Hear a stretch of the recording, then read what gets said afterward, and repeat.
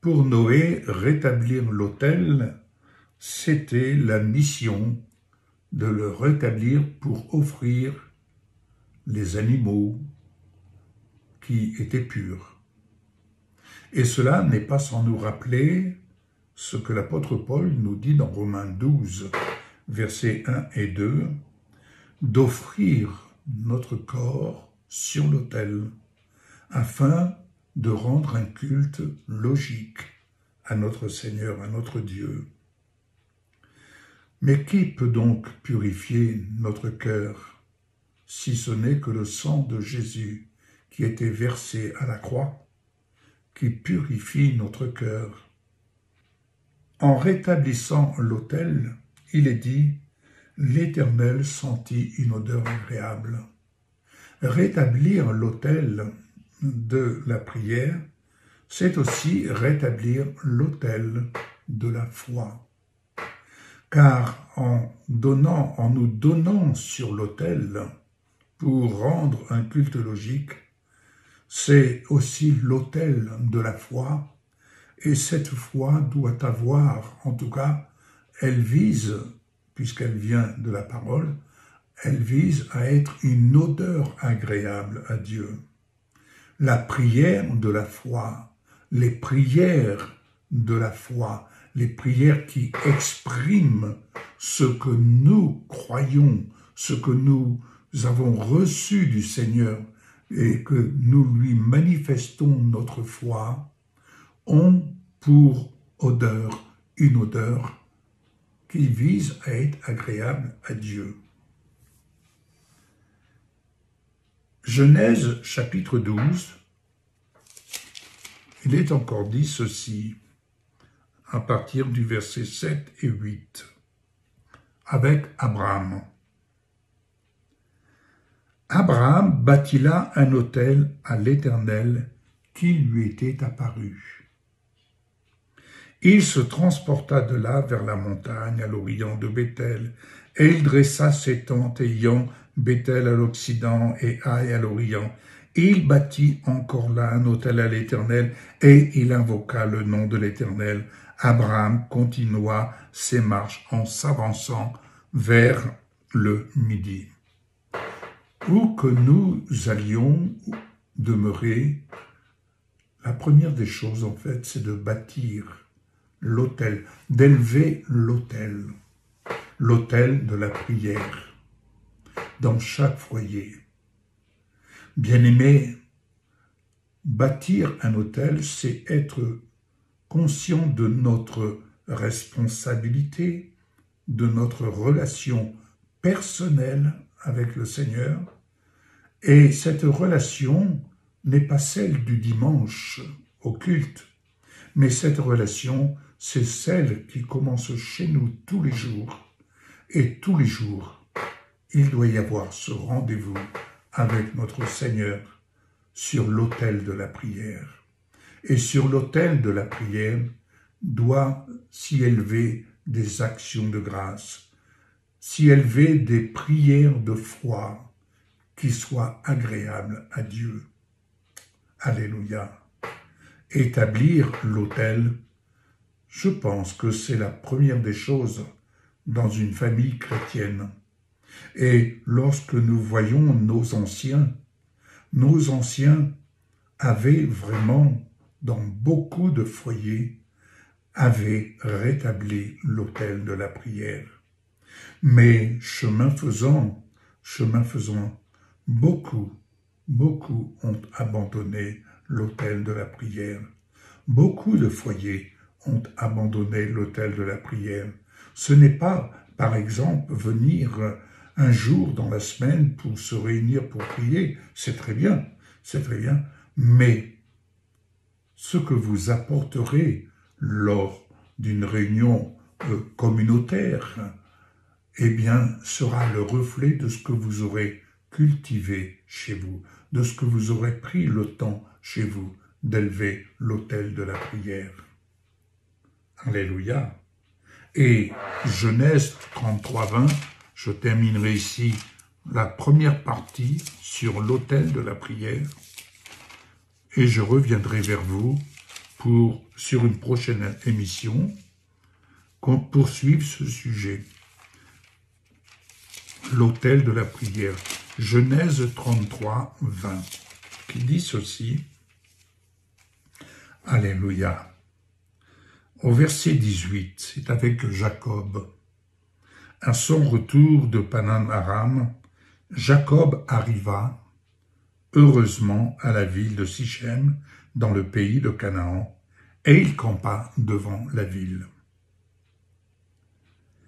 Il acheta la portion du champ où il avait dressé sa tente des fils de Hamor, père de Sichem, pour 100 quesita. Et là, il éleva un autel qu'il appela El Eloé Israël, qui veut dire Dieu, le Dieu d'Israël. Jacob a acheté un champ où il a établi cet autel. Bien-aimés, nous sommes pour chacun d'entre nous, toute personne a été rachetée par Jésus. Par le sacrifice de Jésus, chacun d'entre nous, nous avons été rachetés. Rachetés des œuvres des ténèbres, rachetés de la malédiction, rachetés afin d'être rétablis dans le plan de Dieu. Mais si donc nous avons été rachetés,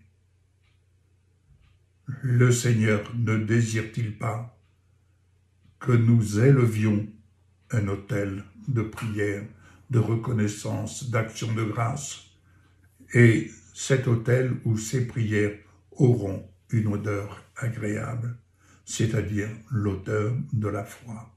Bien-aimés, beaucoup de croyants sont exposés à des œuvres de ténèbres, sont exposés à l'adversité.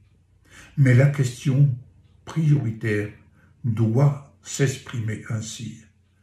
Est-ce que l'autel de la prière a été rétabli comme nous le voyons ici dans ces passages, quelques passages, réflexions, que chacun réfléchisse.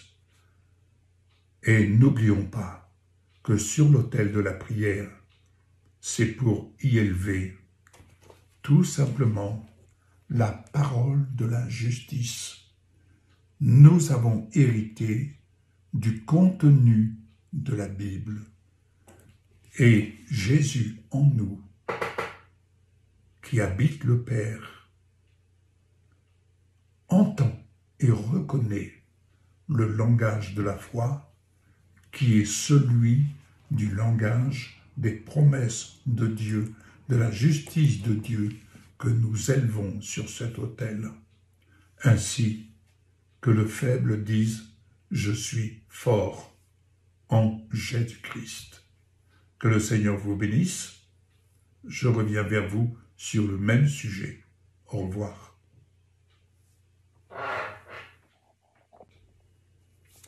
Chers amis, je suis très heureux de venir partager avec vous un sujet qui me tient depuis pas mal de temps à cœur. Et je n'ai de cesse de voir ce sujet devant mes yeux, à mon esprit. Et j'ai décidé en ce jour, de vous en donner un aperçu. Mais en tout cas, je peux vous assurer que je crois personnellement que c'est un sujet qui nous concerne tous. Et j'aimerais vous le partager de manière à ce que chacun qui peut se sentir concerné, mais vraiment que chacun d'entre nous puisse entendre ce que notre Seigneur désire nous faire entendre dans ces temps dans lesquels nous vivons, et de manière à suivre et à soumettre notre esprit à l'Esprit de Dieu qui vient pour nous conduire dans la vie pratique du ciel sur la terre. Ce sujet est très simple.